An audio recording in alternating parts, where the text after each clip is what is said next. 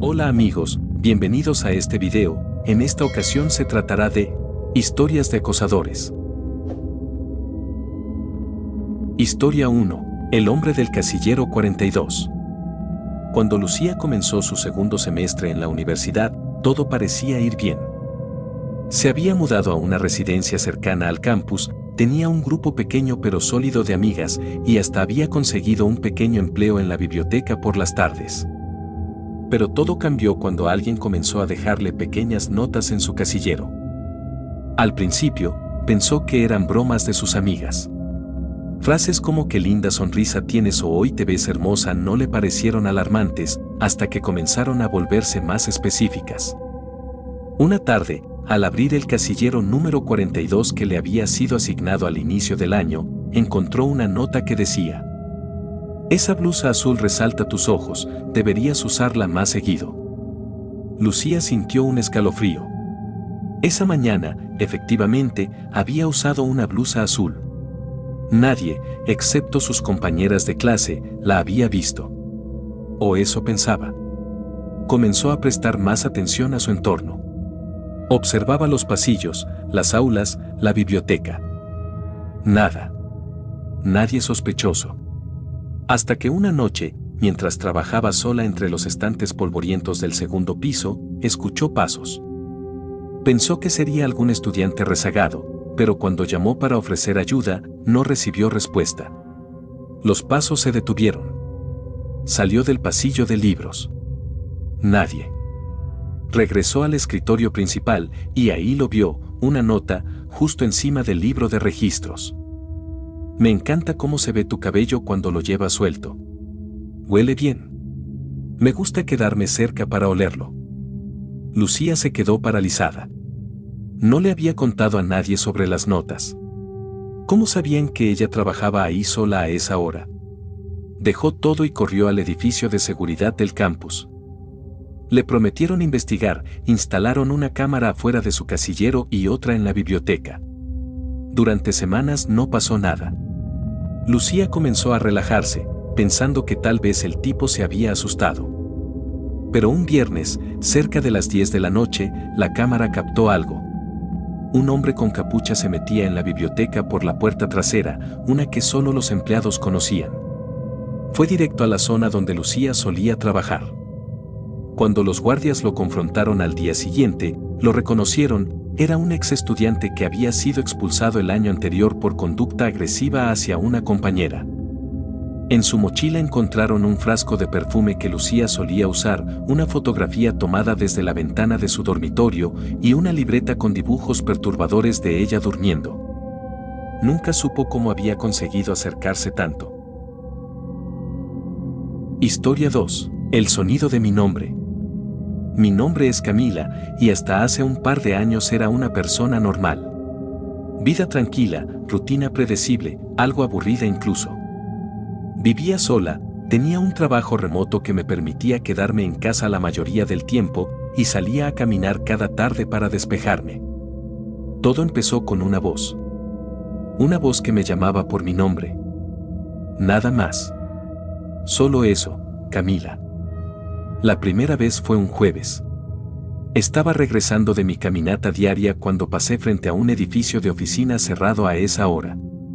Escuché claramente a alguien susurrar mi nombre desde la entrada, aunque no vi a nadie. Pensé que lo había imaginado. Ya sabes, a veces la mente juega con los sonidos de la calle. Pero al día siguiente, lo volví a escuchar. Esta vez más cerca. Camila.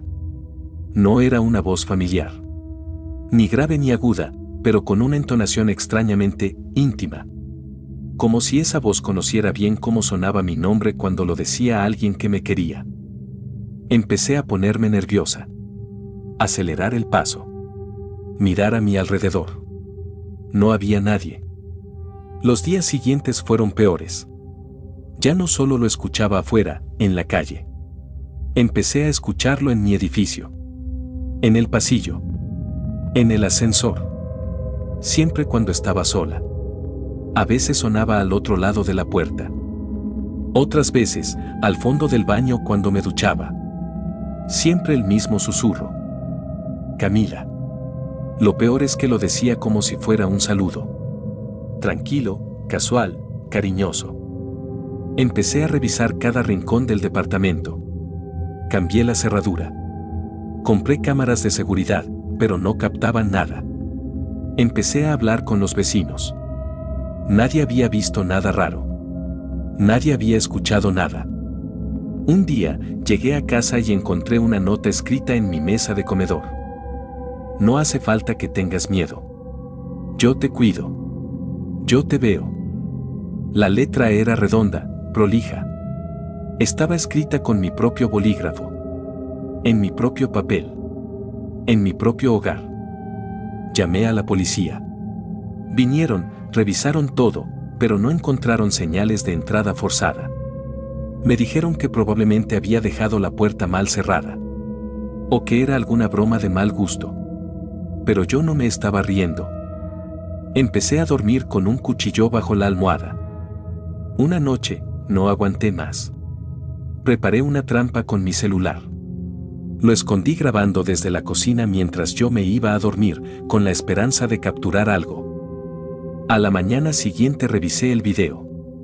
Todo estaba normal, hasta las 3:12 de la mañana. En la grabación, se escuchan pasos suaves. Lentos. Como si alguien caminara descalzo. Luego, la cámara capta una figura cruzando lentamente frente al lente. No puedo describirlo. No estaba encapuchado. No llevaba máscara. Era solo una persona. Pero lo que me paralizó el corazón fue que, al pasar junto a la cámara, se detuvo. Se inclinó hacia el celular. Y susurró. Camila. Después se rió. Una risa breve, ronca, como si no se riera en voz alta desde hacía años. La policía volvió. Esta vez sí vieron el video. Abrieron una investigación, pero no sirvió de nada. No pudieron identificar al sujeto. Nadie entró ni salió del edificio. No había registros. Ningún vecino reconocía la cara. Nadie sabía nada. Solo yo. Me fui. Dejé todo atrás. Cambié de ciudad. Cambié de nombre. Empecé terapia. Estuve bien durante 6 meses. Ni una nota. Ni una voz. Hasta hace una semana. Recibí una carta en mi nuevo apartamento. No tenía remitente. Solo decía: no sé por qué huiste si yo ya estaba contigo desde antes. Pero me alegra que ya te estés acostumbrando a mí. Te ves más tranquila cuando duermes. Me gusta. Camila. Historia 3. El hombre del último vagón. Mi nombre no importa. No ahora. Lo que importa es lo que vi. Lo que viví. Lo que todavía sueño. Todo empezó de forma estúpida, una apuesta. Había empezado a grabar pequeños videos de retos urbanos para una cuenta en TikTok. Nada peligroso. Cosas simples, como caminar descalzo por el metro o ver cuántas estaciones podías recorrer sin pestañear.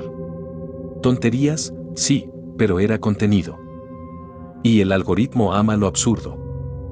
Uno de mis seguidores, cuenta anónima, por supuesto, me retó a quedarme en el último vagón del metro de la línea 7 durante la última vuelta del día, cuando el tren ya va de regreso al taller.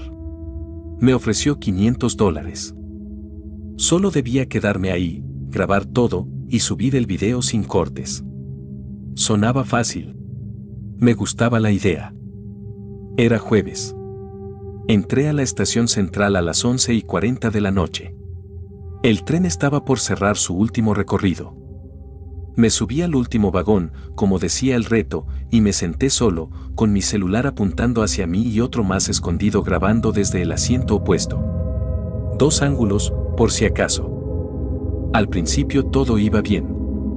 El vagón estaba vacío, salvo por una mujer dormida en el extremo opuesto y un hombre de traje con auriculares. Parecía normal. Grabé saludando a la cámara y explicando lo que haría.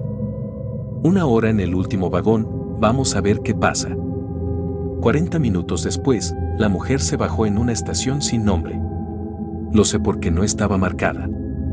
Era solo un andén sin luces. Ella se paró, caminó hacia la puerta y antes de salir, me miró. No con enojo, ni con miedo. Me miró como si supiera algo que yo no. Como si me compadeciera. El hombre del traje nunca se bajó. Pasamos estación tras estación, cada vez más rápidas, sin detenernos. Afuera ya no se veía nada por las ventanas, solo una especie de niebla sucia y espesa que no recordaba haber notado antes. Intenté conectar a internet para ver el mapa, pero no había señal. Apagué la cámara y miré al hombre del traje. Ahora estaba en el asiento de al lado. No lo escuché moverse. No lo vi caminar. Pero estaba ahí, con la cabeza gacha y los audífonos todavía puestos. Me incorporé, fingiendo que iba al baño del vagón, y vi que la puerta hacia el siguiente vagón estaba abierta. Aunque no recuerdo haberla visto así antes. Atravesé lentamente, grabando con mi segundo celular. Ese vagón estaba idéntico. Asientos vacíos. Silencio absoluto. Pero en cada asiento había algo. Una prenda. Un objeto. Una mochila vieja. Un zapato. Una muñeca sin cabeza. Una carpeta con documentos.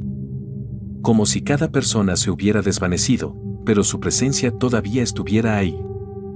Volví corriendo al último vagón. El hombre ya no estaba. Me giré y lo vi al fondo, de pie, con los brazos colgando y la cabeza torcida. Pero no como si se le hubiera roto el cuello. No. Más como si alguien le hubiese reconfigurado los huesos para que pudiera mirar por detrás de sí mismo, como una marioneta sin gracia. Y entonces, habló. No movió los labios. No articuló sonidos.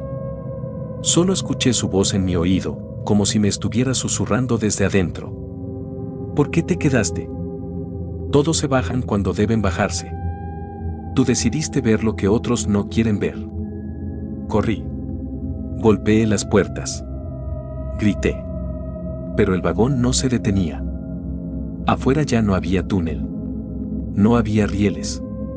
Solo una oscuridad con formas extrañas, como si estuviéramos flotando en la garganta de algo inmenso y hambriento. Perdí la noción del tiempo. No sé si dormí. No sé si soñé. Solo recuerdo abrir los ojos de nuevo en el primer vagón del mismo tren. Estaba estacionado en la terminal. Vacío. El sol salía. Nadie me creyó. Nadie supo explicar cómo aparecí en un tren cerrado y bloqueado para mantenimiento. Subí el video. La primera parte, al menos. La segunda cámara no grabó nada.